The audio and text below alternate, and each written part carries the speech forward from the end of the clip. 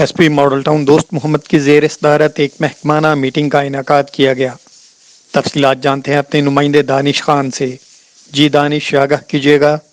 آج لاہور میں S P model Town division دوست محمد کی زیر صدارت ایک میٹنگ کا انعقاد کیا گیا۔ میٹنگ میں ماڈل ٹاؤن ڈویژن کے S D P Os, S H Os اور چوکی انچارج صاحبان نے شرکت کی۔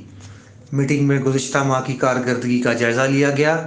میٹنگ میں افسران سے خطاب کرتے ہوئے ایس پی ماڈل ٹاؤن دوست محمد نے کہا کہ ایف آئی آر کے اندراج میں تاخیر ہرگز برداشت نہیں کی جائے گی، جبکہ انہوں نے ہدایت کی کہ اشتہاری وادی ملزمان کی گرفتاری کے لیے تمام تر وسائل بروئے کار لائے جائیں۔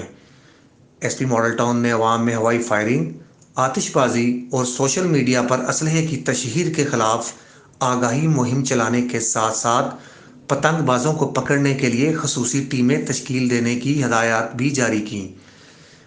ایس پی دوست محمد کا کہنا تھا کہ پتنگ بازی جیسے خونی کھیل کی روک تھام کے لیے تمام تر وسائل بروئے کار لائے جائیں، جبکہ قبضہ مافیا سمیت قمار بازوں اور منشیات فروشوں کے خلاف زیرو ٹالرنس پالیسی پر عمل کیا جائے اور پیٹرولنگ پلان مزید مؤثر بنا کر چوری، رابری کی وارداتوں کا تدارک کریں۔